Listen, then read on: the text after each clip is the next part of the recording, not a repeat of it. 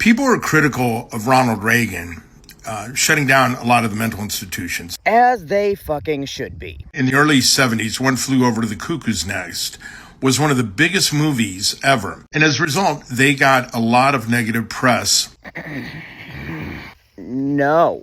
I'm pretty sure you're the same guy who stitched my video about Ronald Reagan single-handedly creating the homeless epidemic in the United States, saying that I was misrepresenting the situation because Ronald Reagan shutting down the mental institutions and kicking those people out on the street was actually a good thing because the mental institutions were treating their patients horribly. And your citation for this was One Flew Over the Cuckoo's Nest, a dramatic work of fiction that has arguably been the most damaging thing for mental health, psychology, and psychiatry since probably Sigmund Freud. Fucking hate that guy. Now, your video was cordial, and you said that we're ideologically aligned on most things, and you're not defending Reagan for a lot of things. Just this. So I responded with a comment acknowledging that, well, mental health care does have a long and checkered history. One Flew Over the Cuckoo's Nest was not even a remotely accurate representation of what mental health care was like in the 60s and 70s. Lobotomies started becoming a rarer and rarer practice in the 1950s, and the last recorded lobotomy in the United States was performed in 1967. Barbaric forms of electroconvulsive therapy had also fallen out of favor in the 50s and 60s, and the practice was actually revived during the Reagan years. However, it's not the painful electrocuting of people you picture from the fucking movie. In fact, it's used to this day as a humane and effective treatment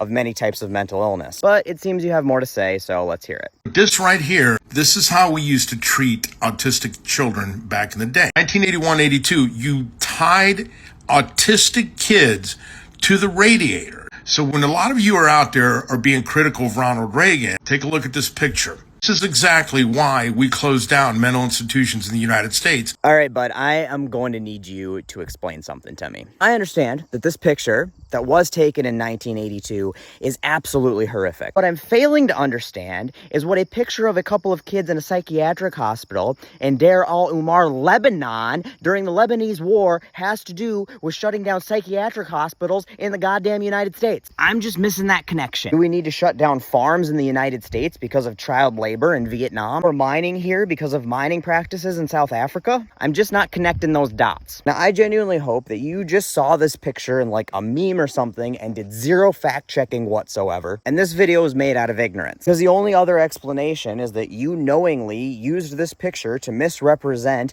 the conditions of the mental health system in the United States in the 1980s, all in an attempt to try to salvage your argument that I misrepresented Ronald Reagan's intentions and damages of his policies on mental health and homelessness in the United States. So now, giving you the benefit of the doubt, I don't want anybody to harass you about this specifically, but sloppily and poorly researched social media posts are dangerous and damaging. People watch stuff like this, and it makes them lose faith in institutions that are there to help them and their loved ones. If a post like this gains traction, it can stop people from supporting policies that'll expand and strengthen mental health care. Posts like this could deter somebody who wants to seek help, who needs to seek help, from getting it because they're afraid that that is how they would be treated. And that could result in somebody harming themselves or others. So if you're gonna make posts like this, you gotta do the legwork, because even unwittingly sharing misinformation with the best of intentions can do far more harm than good.